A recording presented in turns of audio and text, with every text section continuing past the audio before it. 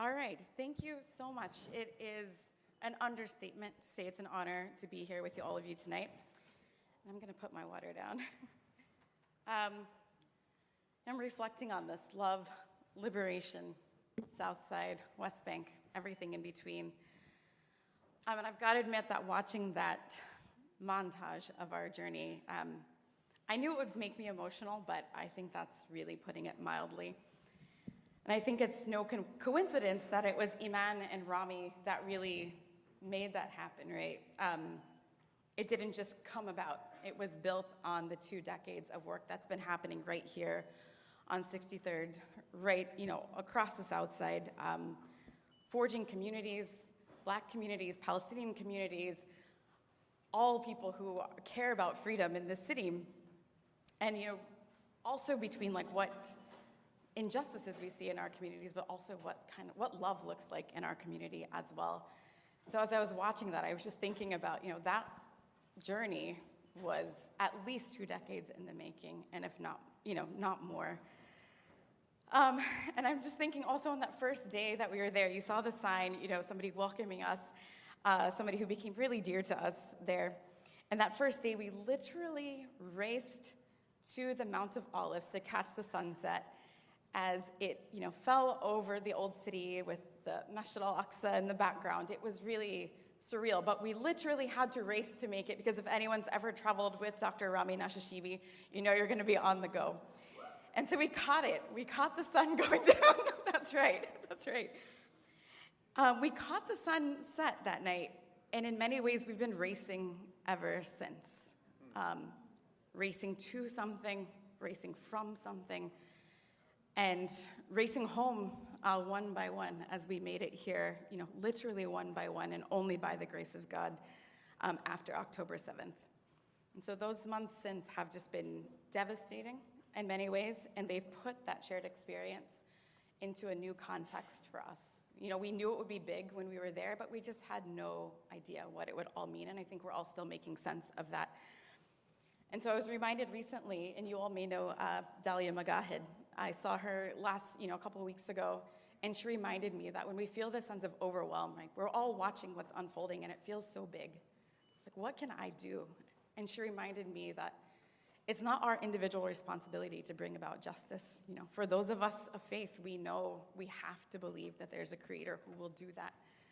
But it is our responsibility to do what we can, step by step, little by little, and it's our honor to be a part of this movement. The movement, we need the movement. It doesn't need us, right? We need this. And so it's honestly such a privilege to be on stage with 3 people who are showing us how to do that in your work every day, step by step, really guiding us into how we can all step into this moment right now. So I'm just gonna, with that, just jump right in. Dima, I'm gonna start with you.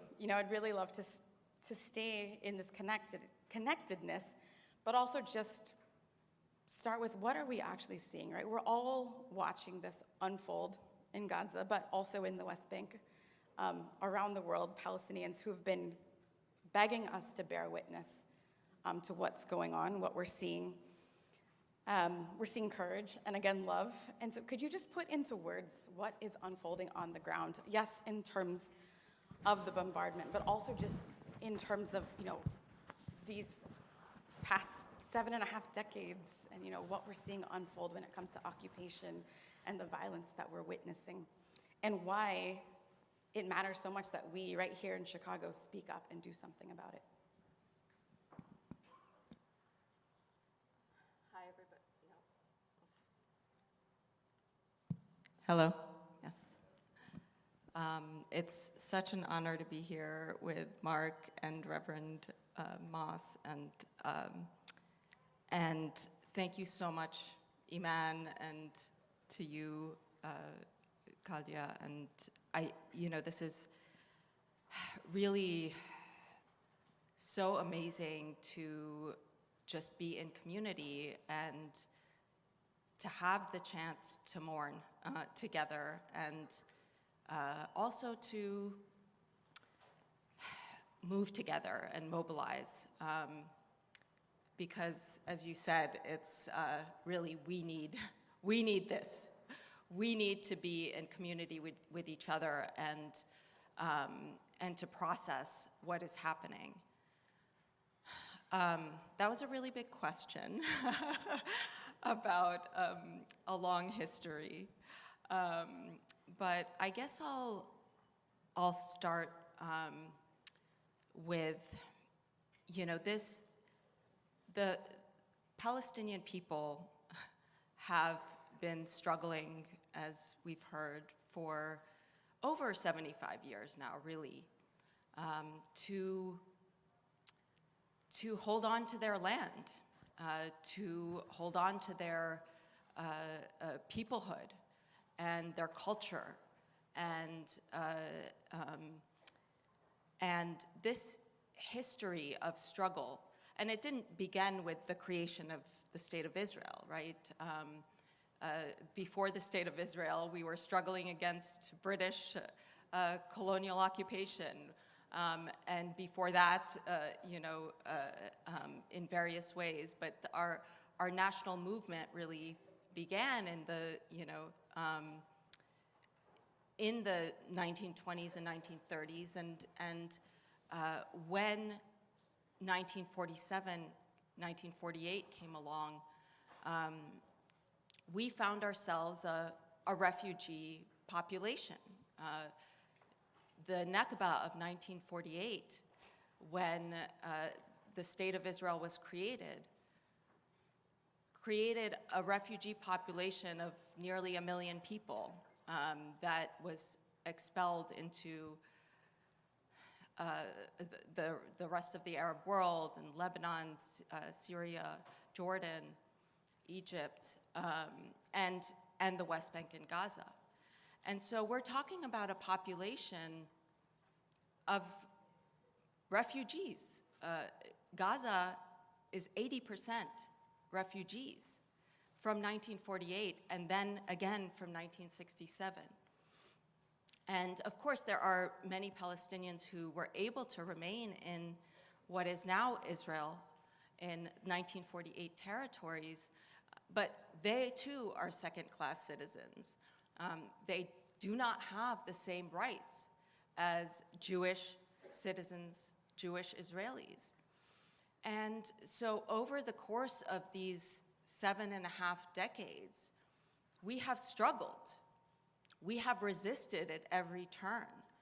And I think that is something that I really hold on to, and that I also really connect with other struggles. I mean, Black people have resisted all the way from, from the shores of Africa to today, are struggling against the 400 years of oppression.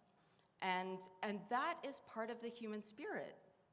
We resist the oppression that is brought upon us. And that makes us agents. We are not victims. We are agents of this history. We are writing this history. And that really resonated with me, that we have a role to play here.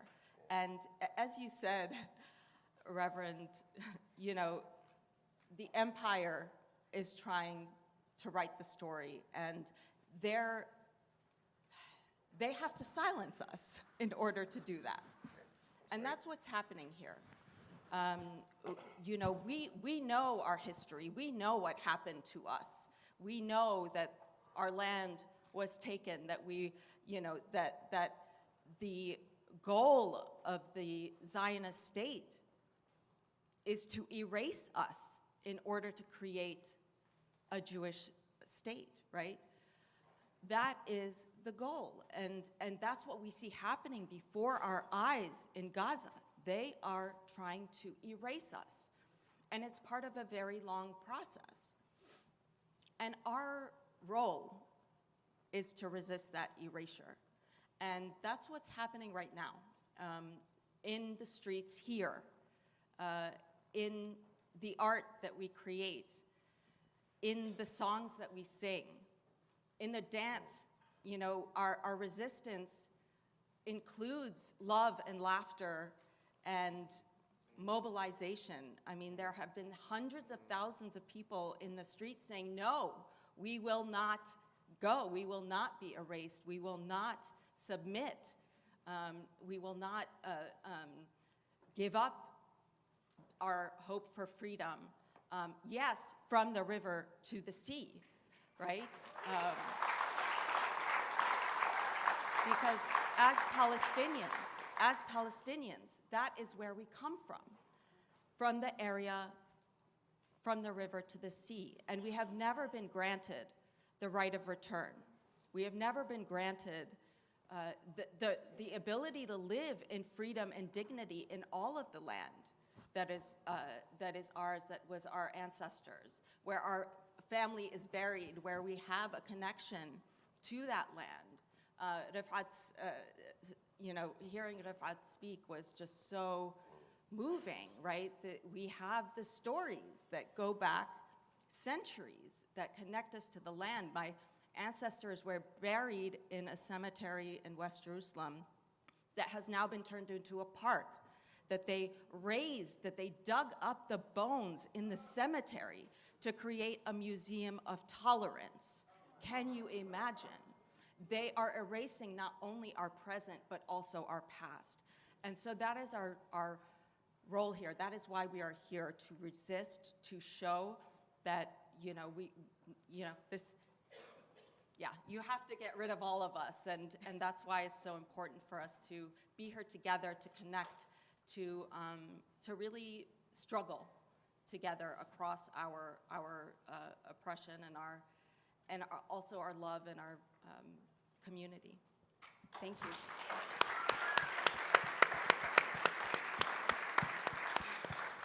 Yes. So, Marc, we keep talking about connection, right? The connection between our struggles, the connection between our faith, the connection between the way we love each other. This solidarity work is obviously not new to you, so I just want you to make it really, really plain. For those who may still be asking this question, why should Black people care and mobilize around what's happening with all that folks are dealing with? Why should we care? Why should we mobilize around Gaza and Palestine more broadly? That's a wonderful question. First of all, good evening, everybody, and thank you for inviting me. Shout out to Rami for making this happen. I'm honored to be here with these wonderful, extraordinary people who I consider friends and allies and comrades and co-conspirators, accomplices, as we struggle for freedom. And I think for me, the first place I begin is always Black people should be struggling for Palestinian liberation simply because it's the right thing to do. I begin from the moral place, right? If I had no investment in this, if I had no outcome that would benefit me, if for no other reason but simply as, in this room, believers, whatever your faith is, we have a duty to struggle for justice. You come out of a Jewish tradition. It's a tradition that's not marked by the state of Israel, and its statecraft is marked by a commitment to justice and welcoming strangers and mercy. We talk about Christian faith, you're talking about mercy, grace, unmerited grace. In Islam, we're talking about what? Mercy, grace. As we're talking about the 99 names, Ar-Rahman, Ar-Rahim. How many of the 99 names are about mercy and grace and forgiveness? And so I begin there, a commitment to justice. It is impossible to hear the story of Palestine. As you said, not just 75 years, one might argue a 100 years war on Palestine. And not hear a settler colonial project, ethnic cleansing, genocide, apartheid, depopulation, disinherit, all the words. How could we not respond to that? Some people say, well, I prefer to follow my tradition. Well, as a Black person, there's a long tradition of black folk fighting and struggling for Palestinian liberation. Now, it hadn't always been like that. There was a moment, I would argue, if you look at the turn of the 20th century, and I won't bore y'all with the details, but I won't get into the weeds of it, but I mean, sure, Marcus Garvey and W.E.B. Du Bois and other black nationalists very much aligned with the Zionist movement for liberation. But the question is why? Well, because they saw an oppressed people, and what they imagined was a liberation project against colonizers. What they did not anticipate was that those colonizers, or that those colonized people rather, those oppressed people would jump out of the burning buildings of Europe and land on the backs of Palestinian people.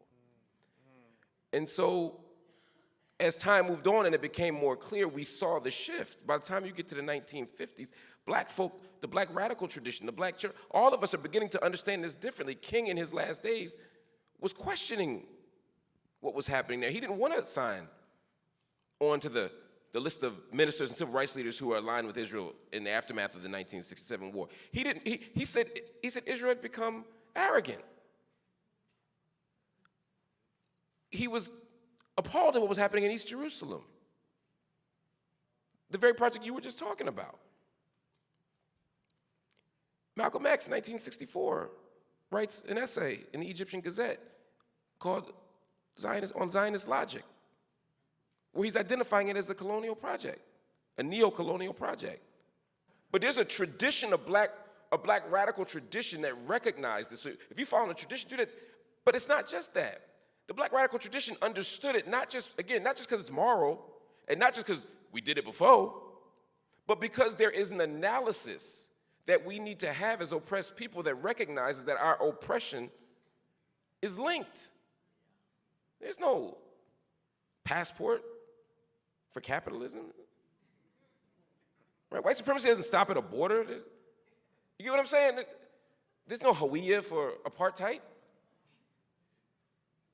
There's a way that we must recognize that our freedom is inevitably bound up in each other's. Gwendolyn Brooks says, we are each other's harvest. We are each other's business. We are each other's magnitude and bond.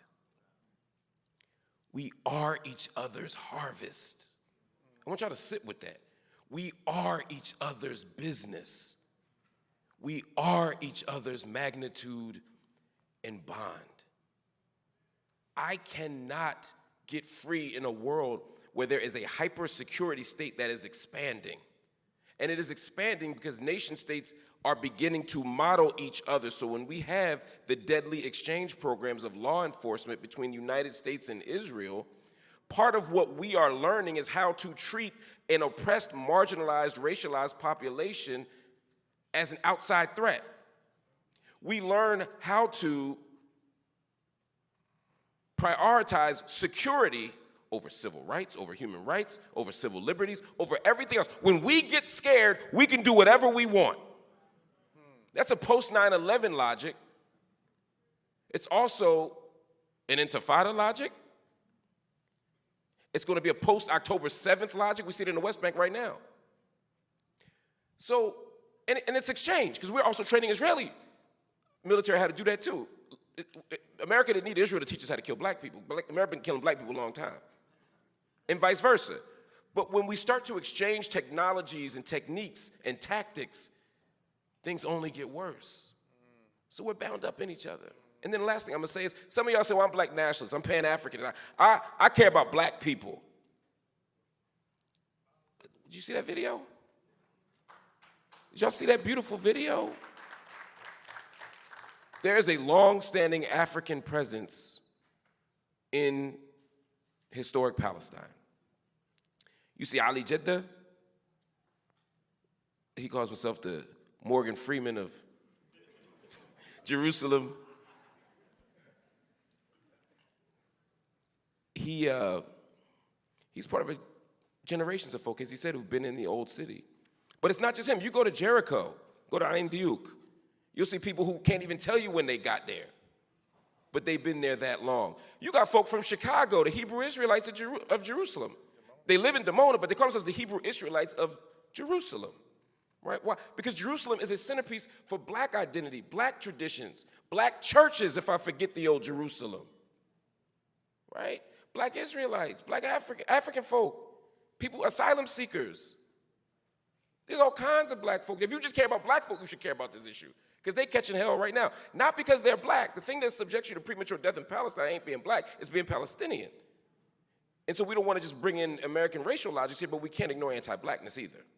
So I say all that to say, there are so many compelling reasons why we should care about what's going on in Palestine. But I want to bring y'all back to the first one, because for me, that's the most important. And in a room of believers, that has to be the most important. When all else fails, when all other arguments fall short, we must fight for Palestinian liberation because it is a righteous struggle. It is a principled struggle, and it is an inevitable struggle toward justice, but only if we do the work and fight and struggle with our brothers and sisters.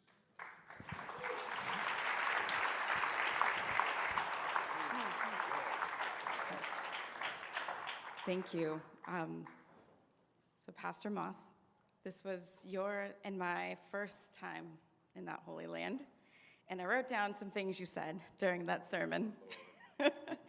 So we already heard you say something along these lines, but you said, we must learn how to critique ourselves because the residue of empire still rests upon each of us. And I noted that you also said, but the power is when we are walking a spiritual road, we develop and we grow. So essentially, if we allow ourselves to grow, we're not the same person on the other side of that experience. So I would love for you to share with us, and I don't even, I haven't heard this, how bearing witness in that place, in that really, really special place, how did that change you? And what did you see or experience that caused you to grow? That's a wonderful, wonderful question. First, it was an incredible and amazing trip. We were not tourists, we were pilgrims. We were there to learn and to get reconnected with our community. And as already been stated, within the Black imagination, the idea of Jerusalem has been a place of liberation, a space where people can live free when you are an invisible, visible person in a country where your imagination is colonized and your body is occupied. And going to Jerusalem and going to Palestine, it assisted in decolonizing my own imagination. Because as people of African descent, no matter how many books you read and things of that nature, and as African-centered as you may be, as spiritually rooted as you have connected yourself, there is still in the corner of your imagination images that don't fit with reality. And then landing on the soil and having the imagination shift. Going to Jericho, and I'll just tell you, it's a joke. It really wasn't a joke. It actually happened. Rami and I are walking through the streets of Jerusalem. And of course, Rami meets somebody he knows that he met on Twitter 5 years ago. And we're walking, they're like, Rami! I was like, dude, do you know everybody? And so they have this conversation, and we make our way to the African Palestinian community house, and then we're going to get one of the best falafels in Jerusalem, right? I was hungry when I got off the plane. And the brother who was serving was raising the question, are you Egyptian? And I said, no, I'm from the other south side, and that is Chicago. And then when we are moving in and around Jerusalem, I'm going to the shops. Some of the shopkeepers assumed that I'm Palestinian. They didn't speak to me. Until I spoke, they realized I was from the United States. And the engagement was different. And then in another area, when we were in Jericho, some people just assumed that I was African Palestinian. And then I ran into some other folks. There were some Nigerians coming down the Mount of Olives. Someone said, "You're not Nigerian, you Ethiopian?" I was like, "No, I'm from the South Side." I had to keep, but again, the imagination had been decolonized just by having the connectivity with the community. And being able to be in the space. Here we are, Christmas time. And as a person who follows this Palestinian Jew named Jesus, what is peculiar being in Bethlehem and a family that is a refugee, a migrant in an occupied territory dealing with the powers of Rome. But yet, a white imagination removes all of that context in reference to the story, where Jesus becomes a Swedish hippie. I don't know anybody who looks like that, the little Jesus like that. But it was the decolonization of the imagination and recognizing the residue of empire that we all carry. Being in America, having the residue of empire on you, and even when you are seeking to do that which is righteous, some of the dust of what you've been around falls on those you're engaging. So you always have to be about removing of the residue. And as you mentioned, the message for those who are nerds and around Star Wars, I gave it was a Star Wars reference, by the way, that when George Lucas created Star Wars, he was trying to figure out, how do I talk about the Vietnam War? And the empire was America. Darth Vader were American politicians. The Jedi Knights was Martin Luther King and Malcolm X. That's where he got the idea from. And the problem is that within this context, many of us think we're Jedi Knights, but we are really the empire. And until we recognize the empire that we carry, we cannot bury it permanently. And our connection with standing and building relationships with our Palestinian brothers and sisters is a part of decolonizing our own minds, is a part of removing empire residue, and is a part of building what I would call a band of democracy. And that's the beautiful thing, that I'm glad that, when we're Fresh and Ronnie were playing music and they were facing the blues and lifting up Ray Charles and all of the beauty of this tradition. And I believe that liberation will come not from people who are politicians, but those who are poets, people who are artists, and people who are able to decolonize others' imagination. It says not the land, it's the imagination. When we decolonize the imagination, that is when liberation comes. And I believe that the jazz ethic within the African American tradition teaches this idea because the jazz ethic was teaching America and the world democracy before democracy even recognized that it could fall upon the spirits of those who were not shaped in a European image. That the music in itself allows people who are not supposed to play together, allows instruments that are not supposed to play together. The saxophone is for the marching band, and the piano is a European classical instrument, and the drum set shouldn't use African polyrhythms, and the bass is supposed to be played with a bow, not your fingers. But within the jazz tradition, you are allowed to play together, but also you are also given the right to solo out of your unique cultural tradition.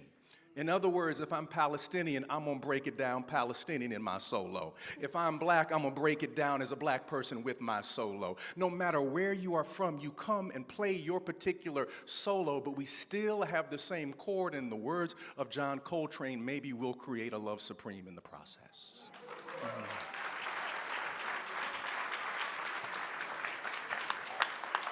So we got to hear this just on the bus, walking around. And if you'll imagine, right, that scene that you saw on the Mount of Olives talking about Star Wars, yes, and the residue of empire, it was just a moment that we'll never get back. But I think what happened when we were there was this feeling, this sense of urgency, like when we get home, we have to do something, right? Everything, you cannot go if you go the way that we went and not feel that sense of urgency to come back. And because we came back just before or on or right after October 7th, that sense of urgency just like ratcheted up. Like we were already feeling it, and then it was just escalated. And so, Dima, for you, I'm thinking about all of these young folks who are finding their voice in this moment, who are waking up in the morning, opening Instagram, watching all of this unfold and saying, I cannot be silent. I need to do something. I'm thinking about the academics who are being threatened. Their jobs are being threatened.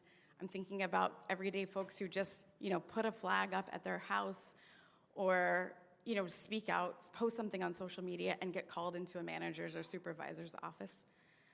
Your work supporting people speaking out for Palestinian freedom on the legal side of it, your work was already intense before, 2 months ago.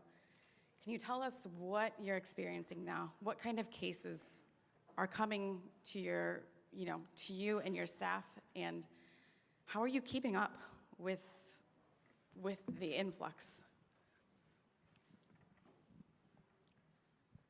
If I describe too much, I think it'll have, the contrary impact here, right? But, there are so many people in this room who, we didn't start mobilizing on October 7th, right? Like, there has been a growing, incredible, beautiful movement that has really made incredible strides over the last couple decades. And of course it didn't, there has been a movement, for many years in the United States for Palestinian rights, but like the civil rights movement, like other liberation movements, it ebbs and flows, and the repression escalates, and movements ebb and flow. But over the last couple decades in particular, we've seen an incredible burgeoning of this movement, and it's partly because of the escalation in Palestine on the ground. What's been happening has been televised, right? For every attack on Gaza, again, it didn't begin on October 7th. Every attack on Gaza has left us with these immense emotions watching our people slaughtered. And that mobilizes us. And so certainly since October, that has been the case on, I think, an unprecedented level when we started seeing the scale of what is happening. And I go back to really, this is just a reflection of our power. This is a reflection of how threatening we are as a movement, that there is such fierce repression here. And again, when empire is threatened, they will come after us. That is inevitable. It has happened in every movement for justice throughout history. And I don't need to repeat it here, right?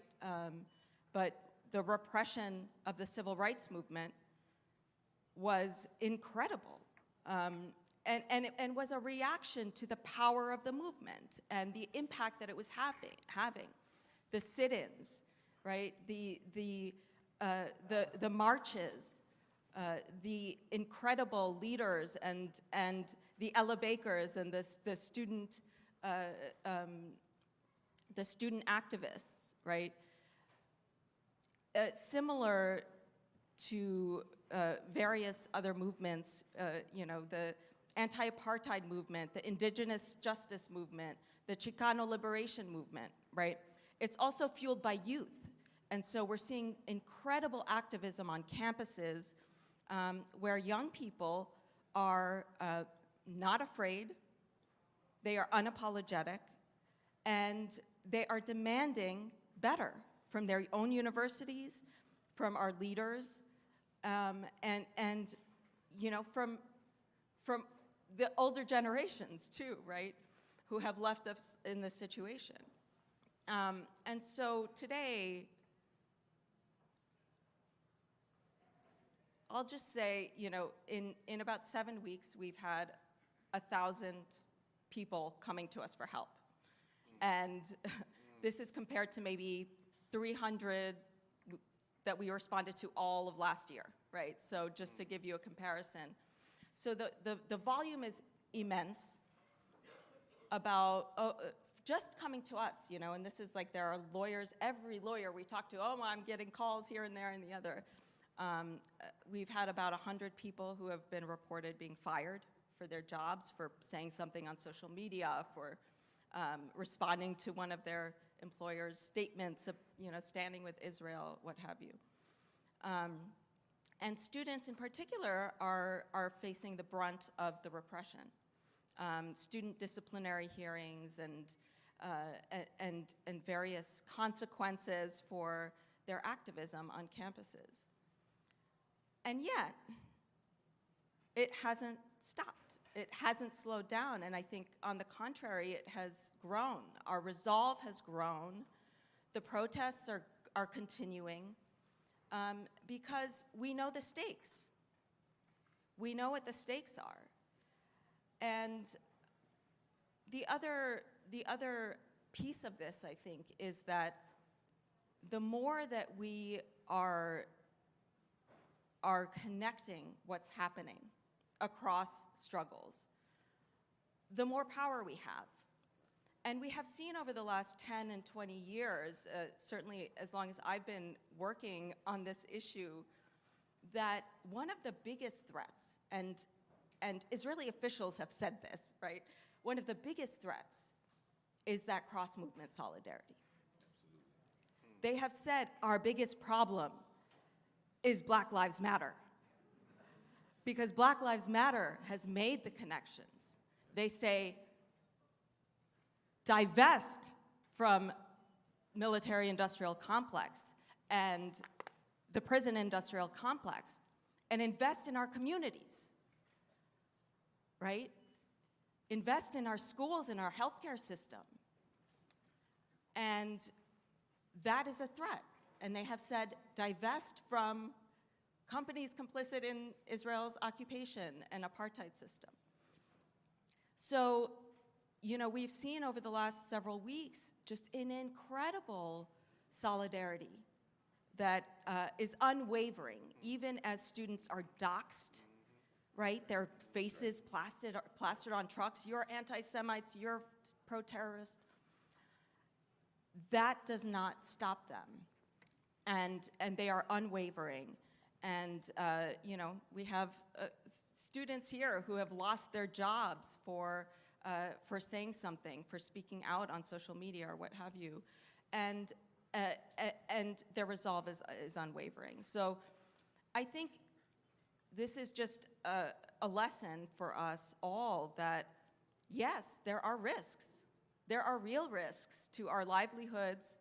We lost a 6-year-old Palestinian boy who was stabbed to death by his landlord just because he's Palestinian. We had 3 university students in Vermont who were shot because they were wearing keffiyehs and speaking Arabic. So the risks are real, and yet we don't have the luxury to stop, not just until there's a ceasefire, but until there's freedom. And not just freedom for Palestinians. No. We have a responsibility to fight not just for freedom for Palestinians, but freedom for us all, because as long as there are systems that hold down our people, that oppress our communities, that affects us all. And there's so much that we have to fight against. There are so many barriers to the solidarity, to building with each other, that we have to overcome. And part of that is the racism that is ingrained in this, I think that's the residue of empire too, right? It is ingrained in this country. Anti-Black racism is ingrained in this country. It's part of the immigrant experience. And so we have to break those barriers, and that's the work that IMAN is doing on the ground in real time, right? But that's work that's also been happening across campuses in our communities, and that has to continue because, yeah, it's all connected. Thank you. So we're getting those signals. Pastor Moss, really quickly, just, there's power in numbers and solidarity. You mentioned being in Bethlehem. It's Christmas season.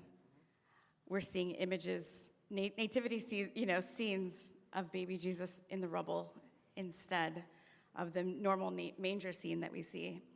And we also know that you were responsible for helping organize 900 Black clergy in calling for a ceasefire. And that's right. And taking out a full-page ad in the New York Times to do that. Can you quickly tell us, what insight does that give us into what's happening in the Black church? And, where do we go from here? And then I'll go to you, Mark, after that. Okay, I want to, really quickly, there is the Black church, and then there are churches that have Black people. I'm a part of the Black church tradition. I want it to be clear. And there was a group of people who were young and also elders that their hearts were breaking for the images, and they are committed to dignity, they are committed to peace, and taking out this full-page ad was a way of sharing a different narrative, the narrative of the Black church tradition.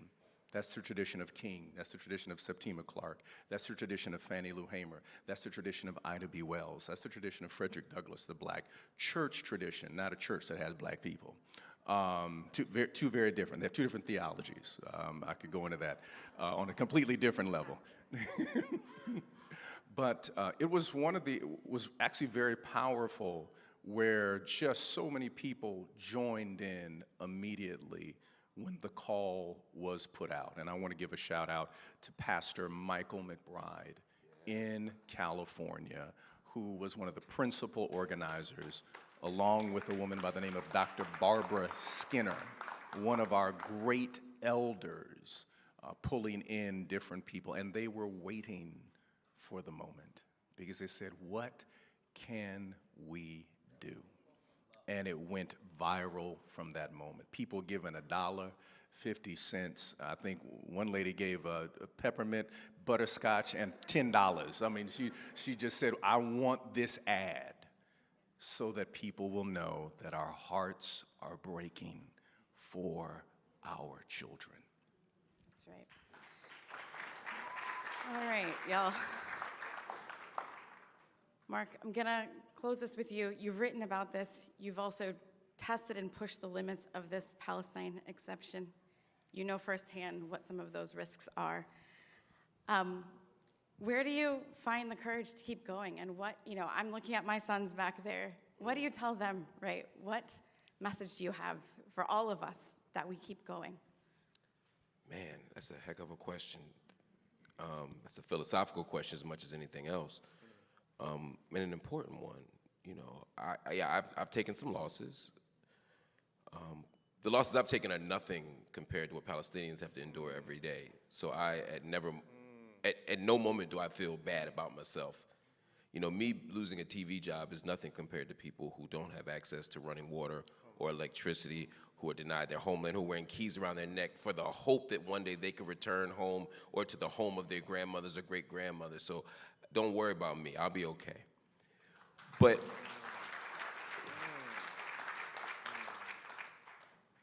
it is important for us to recognize that there are those 1,000 people you talking about that are calling. They're calling because we live in a world where we are still punished for telling the truth. The most profound thing to me when I got fired from CNN 5 years ago, last month, was not that I got fired. I sort of go on. If you go on corporate media, you expect every day you're gonna get fired. If you're telling the truth, right? I mean, you know what I mean? I ain't had no 401k. I ain't none of that. At some point this week, I'm going to get fired because they're going to ask me something and I'm going to tell the truth, right? So you accept that. Most people don't. Most pastors don't. Most lawyers don't. Most teachers, it's not peculiar to our professions. It's just that most people would rather stay comfortable. And so what was strange to me was when I got fired was how many people, and I was saying this earlier today, whispered, yo, you were right. I'm so sorry that happened to me. I mean, even in a text message, they was whispering. It's like,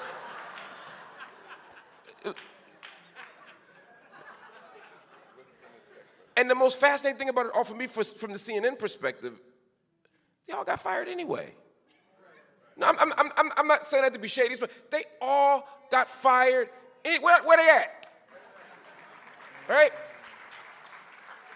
At some point, they are coming for all of us. And the they that I'm talking about is our open enemies. It is people who don't want justice. It's people who don't want democracy. It's people who don't want solidarity. It's people who don't want radical love to prevail.